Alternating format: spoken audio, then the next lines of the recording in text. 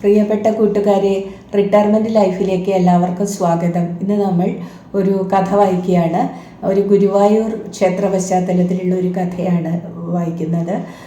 കഥയുടെ പേര് എട്ടാം വിളക്ക് എന്നാണ്. എഴുതിയത് ഉണ്ണികൃഷ്ണൻ പുത്തൂർ.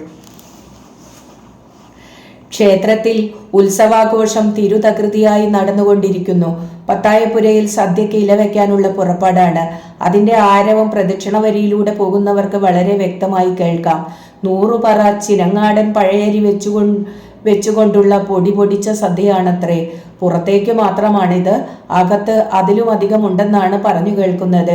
വരുന്നവർക്കും പോകുന്നവർക്കും പത്തായപുരയിൽ കയറി മൃഷ്ടാനം ഭുജിച്ചു പോകാം. ഭഗവാന്റെ പ്രസാദം ആർക്കും അനുഭവിക്കാനുള്ള അവകാശമുണ്ട്. വഴിയെ പോകുന്നവരെല്ലാം എട്ടാം ഉത്സവത്തിന്റെ പകർച്ചയെക്കുറിച്ച് സംസാരിച്ചിരുന്നു. സാധാരണ അമ്പലമല്ലിത്, ഗുരുവായൂർ അമ്പലമാണ്. അവിടുത്തെ എട്ടാം വിളക്ക്. ആ ദിവസം ഈ പ്രദേശം മുഴുവനും ഭൂലോക വൈകുണ്ഠം തന്നെയാണ്. ശ്രീ ഭൂതബലി തൊഴാനെത്തിയ പെൺകൊടിമാരുടെ പടയണി കിഴക്കേ ഗോപുരത്തിലൂടെ നീങ്ങിക്കഴിഞ്ഞിരുന്നു.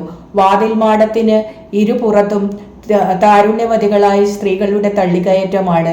അവർ മെയ് കൊണ്ട് ആണുങ്ങളെ തള്ളി മാറ്റുന്നു. അച്ഛനും ഞാനും കൂടി എട്ടാം ഉത്സവത്തിന്റെ ശ്രീ ഭൂതബലി തൊഴാൻ വേണ്ടി വന്നവരാണ്. മറ്റു ദേശക്കാർ. ഗുരുവായൂർക്കാരല്ലാത്തവരെല്ലാം അക്കാലത്ത് മറ്റു ദേശക്കാരായിരുന്നു. ഞാൻ അച്ഛൻ്റെ കൂടെ നിന്ന് ശ്രീഭൂതബലി തൊഴുതു. അപ്പോഴേക്കും സമയം 1 മണിയായി കഴിഞ്ഞിരുന്നു. നല്ല ചൂടുള്ള ദിവസം. വിയർത്തൊഴുകിയതോടെ എൻ്റെ മുഖത്തുള്ള കരിമീശയും കലങ്ങി. കഷായം പോലെ മുഖത്ത് പരക്കാൻ തുടങ്ങി. വലിയ ഖേദം തോന്നി. എത്ര പണിയെടുത്തിട്ടും കഷ്ടപ്പെട്ടിട്ടുമാണ് ഞാൻ അങ്ങനെയൊരു മീശ വരച്ചു വച്ചത്. കുനുകുനുന്നനെയുള്ള ചെമ്പൻ രോമങ്ങൾക്ക് മുകളിൽ പുരട്ടിയ കരിമഷിയുടെ നിറമാണ് എൻ്റെ അന്നത്തെ മീശയ്ക്ക് കറുപ്പ് നിറം നൽകിയിരുന്നത്. ഞാൻ ഒരു ആണായി കഴിഞ്ഞിരിക്കുന്നു എന്ന് 10 പെണ്ണുങ്ങളെയെങ്കിലും അറിയിക്കാനുള്ള ദുരുദ്ദേശം എൻ്റെ മനസ്സിലുണ്ടായിരുന്നുവോ? ഉണ്ടായിരുന്നുവെങ്കിൽ ഭഗവാൻ അത് തീർച്ചയായും അറിഞ്ഞിരിക്കണം. അതുകൊണ്ടാണല്ലോ കൊടും ചൂട് നൽകിയ വിയർപ്പിൽ മഷി മുഴുവൻ കുത്തിയൊലിച്ചു പോയത്. എനിക്ക് ആ പെണ്ണുങ്ങളുടെ ഇടയിൽ നിന്ന് എങ്ങോട്ടെങ്കിലും ഓടിപ്പോയാൽ കൊള്ളാമെന്ന ഏക ആഗ്രഹം മാത്രമേ അപ്പോഴുണ്ടായിരുന്നുള്ളൂ. ഓടിപ്പോകാൻ നിവൃത്തിയില്ല. അച്ഛൻ തൊട്ടടുത്ത് തന്നെ നിൽക്കുന്നു. കൂട്ടം തെറ്റിപ്പോകാതിരിക്കാനായി ചെക്കനെ ഒപ്പം നടത്തുകയാണ്. ചെക്കൻ.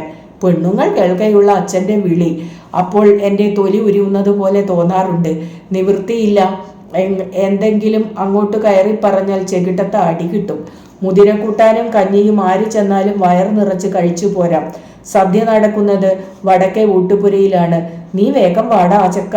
സദ്യ ഉണ്ണാനുള്ള തിരക്കിനിടയിൽ അച്ഛൻ എൻ്റെ കൈക്ക് ചെറുപ്പക്കാരി പെണ്ണുങ്ങൾക്കിടയിൽ നിന്നും പിടിച്ചു വലിച്ചു. തെക്കും വടക്കും തിരിച്ചറിയാത്ത അച്ഛനും മകനും, കഷണ്ടിത്തലയൻ നായരും കരിമീശയൊട്ടൻ ചെക്കനും കൂടി അമ്പലം ചുറ്റിക്കൊണ്ട് അന്വേഷിച്ചു. എവിടെയാണ് പത്തായപുര? എവിടെയാണ് ഊട്ടുപുര? കലവറ കിഴക്കോ തെക്കോ? അറിയാൻ വയ്യ. ചോറ് കൊടുക്കുന്നതിൻ്റെ ബഹളം കേൾക്കുന്നിടത്തേക്ക് ഓടിച്ചെന്നു. നാട്യപ്രമാണിമാർക്കുള്ള പകർച്ചപാത്രങ്ങൾ നിറച്ചു നിരത്തിയിരിക്കുന്നു. സ്ഥലത്തെ പ്രമുഖന്മാരുടെ പേരും വിളിച്ചു പറയുന്നു. പട്ടോലക്കാരൻ പട്ടോല നിവർത്തി വായിക്കുന്നു. അവകാശികൾക്കും അടിയന്തിരക്കാർക്കും വാതിൽ മാടത്തിന് മുമ്പിൽ വെച്ചാണ് വിഭവങ്ങൾ പകർന്നു കൊടുക്കുന്നത്. അത് കണ്ടുകൊണ്ട് ഞാനും അച്ഛനും കൂടി വളരെ നേരം അവിടെ കാത്തുനിന്നു. അച്ഛൻ്റെയും എൻ്റെയും പേർ മാത്രം ഒരു ലിസ്റ്റിലുമില്ല. ആരും കയറിയിരുന്ന് ഉണ്ണാൻ ക്ഷണിക്കുന്നതുമില്ല. വിശപ്പ് ആളിക്കത്തിപ്പിടിച്ചിരുന്നു. മണി ഉച്ചയ്ക്ക് 2 കഴിയാനാണ് പോകുന്നത്. ഗുരുവായൂർ അമ്പലമായതുകൊണ്ട് സദ്യ അവസാനിക്കുകയില്ലായിരിക്കാം. സമാധാനിക്കാൻ ശ്രമിച്ചെങ്കിലും വിശപ്പ് കൊണ്ട് ഒന്നിനും കഴിയുന്നില്ല. ഇപ്പോൾ എന്തെങ്കിലും ഇത്തിരി കിട്ടിയാൽ അതിന് നല്ല സ്വാദായിരിക്കും. ഓരോരുത്തരും കൊണ്ടുപോകുന്ന വിഭവങ്ങൾ കണ്ട് എൻ്റെ നാക്കിൻ തുമ്പത്ത് വെള്ളമൂറാൻ തുടങ്ങിയിരുന്നു.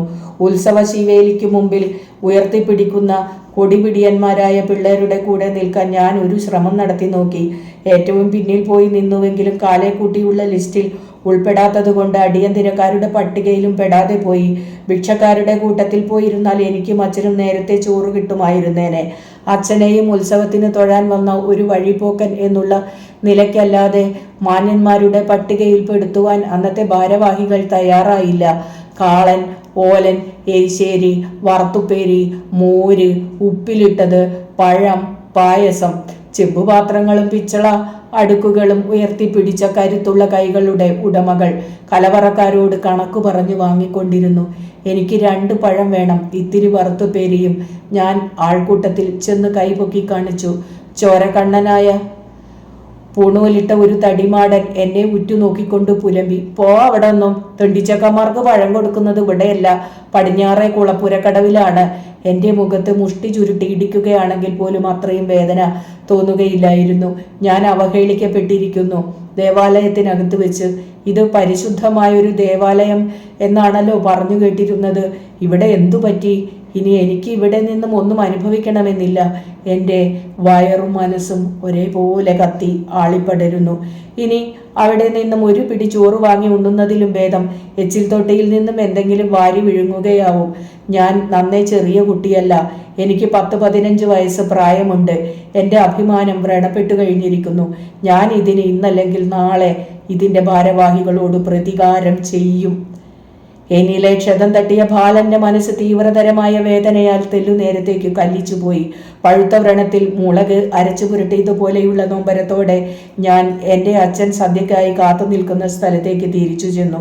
അതോടെ ഞങ്ങൾ അറിയാതെ പരസ്പരം തെക്കും വടക്കുമായി വഴിമാറി വെച്ച് 3 പ്രദക്ഷിണം നടത്തിക്കഴിഞ്ഞിരുന്നു. അവസാന നിമിഷത്തിലാണ് അച്ഛൻ ആ യുക്തി തലയിൽ കയറിയത്. പത്തായപ്പുരയിൽ വെച്ച് കൊടുക്കുന്ന മാന്യന്മാർക്കിടയിലെ സദ്യയിൽ പോയിരുന്ന് ഉണ്ണാം. പത്തായപ്പുരയിലേക്ക് കയറിപ്പോകുവാനുള്ള കോണിവാതിൽ തുറന്നു കിടന്നിരുന്നു. അതിന് മുൻവാതിലല്ല, പിൻവാതിലാണെന്ന് പിന്നീടാണ് മനസ്സിലായത്. നീയും എൻ്റെ കൂടെ വരണം, എന്നാലേ എനിക്ക് സമാധാനമുള്ളൂ. കോണിവാതിൽ കയറുവാൻ അച്ഛൻ എനിക്ക് പ്രേരണ നൽകിക്കൊണ്ടിരുന്നു. ഞാനീ പിൻവാതിലിലൂടെ നുഴഞ്ഞു കയറുകയില്ല. അച്ഛൻ വേണമെങ്കിൽ പത്തായപ്പുരയിൽ കയറി ഉണ്ടുകൊള്ളൂ. ഞാൻ അച്ഛൻ വരുന്നതുവരെ പുറത്ത് കാത്തു നിൽക്കാം. ഞാൻ പറയുന്നത് കേട്ട് നടന്നോ? അതാണ് നിനക്ക് നല്ലത്. തർക്കിക്കാന് നിൽക്കണ്ട. ഇത് ഭഗവാന്റെ സന്നിധാനമാണ്. പല പരീക്ഷണങ്ങളും ഇവിടെ വെച്ചു നടക്കും. അച്ഛൻ എന്നെ ഭീഷണിപ്പെടുത്തി. എന്ത് പരീക്ഷണം നടന്നാലും വിരോധമില്ല. ഞാൻ സദ്യ ഉണ്ണാൻ വേണ്ടി പത്തായപ്പുര ഇത്തവണ കയറുകയില്ല. എനിക്ക് ഇനിയും അപമാനപ്പെടാൻ പറ്റില്ല. ഞാനും എൻ്റെ തീരുമാനത്തിന് മൂർച്ച കൂട്ടി. ഇനിയൊക്കെ നിന്റെ ഇഷ്ടം പോലെ, അല്ലെങ്കിൽ ഞാൻ പറയുന്നത് പലതും നീ ചെവിക്കൊള്ളാറില്ല. പതിവ് പ്രകാരമുള്ള കുത്തുവാക്കു കലർന്ന പരിഭവം കേട്ടിട്ടും ഞാൻ കീഴ്പ്പെടാൻ പോയില്ല. എനിക്ക് വലുത് മാനമാണ്, ചോറല്ല. നാണം കെട്ട യാതൊന്നും എനിക്ക് വേണ്ട.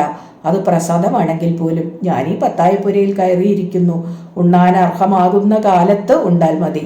സദ്യ ഒന്നുമില്ലെങ്കിലും എൻ്റെ കുടുംബത്തിലും ചമ്മന്തിയും കഞ്ഞിയും ഉണ്ടാകും. എനിക്കത് മതി. ഞാൻ അതുകൊണ്ട് തൃപ്തനാണ്.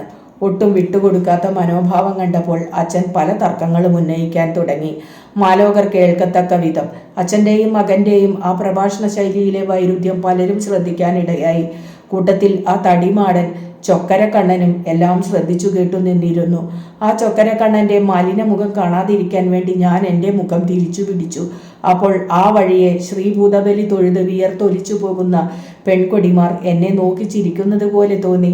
അവഹേളിക്കപ്പെട്ട അച്ഛനും മകനും അന്നത്തിനു വേണ്ടി തീണ്ടുന്നു. അച്ഛൻ കോണി കയറി പോയതിൽ എനിക്ക് ശക്തമായ പ്രതിഷേധമുണ്ടായിരുന്നു. കാരണം ആ ചുറ്റുവട്ടം മുഴുവനും 8-ാം വിളക്കിൻ്റെ ഉത്സവ സദ്യ എന്ന പേരിൽ തനി തീവട്ടിക്കൊള്ള നടത്തുകയാണ്. കുന്നുകൂടി കിടക്കുന്ന ഭക്ഷണ പദാർത്ഥങ്ങൾ കയ്യൂക്കുള്ളവർ വാരിക്കൊണ്ടു പോവുകയും കൂടുതൽ ആ പരിസരവുമായി താതാത്മ്യം പ്രാപിച്ചവർ മൃഷ്ടാനം ഉണ്ടുപോരുകയും ചെയ്യുന്ന കാഴ്ച നോക്കി അച്ഛൻ്റെ തിരിച്ചുവരവും കാത്ത് വിയർത്തൊലിച്ചവിടെ നിന്നു. അതിനിടയിൽ പത്തായപ്പുരയിലെ ഉന്തും തള്ളും വക്കാണവും കേൾക്കാമായിരുന്നു. ക്ഷണിച്ചു വന്നവർ മാത്രം ഇലയുടെ മുമ്പിൽ ഇരുന്നാൽ മതി, അല്ലാത്തവരൊക്കെ പുറത്തു പോകണം. ഭീമന്റെ താക്കീത് കോണിവാതിൽ കടന്ന് പുറത്തേക്ക് മാറ്റൊലിക്കൊണ്ടു. എൻ്റെ അച്ഛൻ ആരും ക്ഷണിച്ചിട്ടല്ല അങ്ങോട്ട് കയറിപ്പോയിരിക്കുന്നത്. കഴുത്തു പിടിച്ച് ആരെങ്കിലും അച്ഛനെ പുറന്തള്ളുമോ? മനസ്സ് ഉത്കണ്ഠാകുലമായി. എനിക്ക് അങ്ങോട്ട് പത്തായപ്പുഴയുടെ മുകളിലേക്ക് അച്ഛൻ്റെ രക്ഷയ്ക്കായി കയറി ചെന്നാൽ കൊള്ളാമെന്ന് ഉണ്ടായിരുന്നു. പക്ഷേ എൻ്റെ പ്രായം അതിന് അനുവദിക്കുന്നില്ല. ആരെങ്കിലും പിടിച്ചു തള്ളിയാലോ അതനുഭവിക്കേണ്ടി വരും. പകരത്തിന് പകരം വീട്ടാൻ പറ്റുകയില്ല. ഞാൻ മനോരാജ്യത്തിൽ മുഴുകി. ഓർക്കാപ്പുറത്ത് എൻ്റെ പുറത്ത് ഒരു ഭാരം വന്നു വീണു. എച്ചിൽ കൈയോടെ എൻ്റെ അച്ഛൻ്റെ പൊള്ള ചങ്കു പിടിച്ച് തടിമാടൻ കോണിന്മേൽ നിന്ന് ഒരു തള്ളിയ കാഴ്ചയാണ് കണ്ടത്. ഭാഗ്യത്തിന് തണ്ടല് കുത്തി വീണില്ല. ചെറിയ ചെക്കനാണെങ്കിലും എൻ്റെ രക്തം തിളച്ചു. ആരടാ, എന്തടാ അത് എൻ്റെ ചങ്ക് തകർന്നു പോകുന്ന ശബ്ദം കേട്ട് അലർച്ച കേട്ട് തടിമാടൻ ഭയപ്പെട്ടിട്ടെന്ന വണ്ണം വാതിൽ മറയിലേക്ക് പതുങ്ങി. അച്ഛൻ സർക്കസ് കളിക്കാരനെ പോലെ എഴുന്നേറ്റു നിന്നു. മുഴുവൻ വീറും സംഭരിച്ചുകൊണ്ട് എച്ചിൽ കൈയോടെ അന്ന് അവിടെ നിന്ന് ഒരു പ്രതിജ്ഞയെടുത്തു. ഞാൻ അടുത്ത കൊല്ലം ഇവിടെ ഏതെങ്കിലും ഒരു ഉദ്യോഗത്തിൽ കയറി വന്ന് പത്തായപ്പുരയിലിരുന്ന് അവകാശപൂർവം ചോറുണ്ണാതിരുന്നെങ്കിൽ എൻ്റെ പേര് ശങ്കുണ്ണി നായർ എന്നല്ല. അച്ഛൻ കലി കൊണ്ട് വിറച്ചിരുന്നു. അഭിമാനക്ഷതമേറ്റ മുഖം നീലച്ചേമ്പ് പോലെ കരുവാളിച്ചിരുന്നു.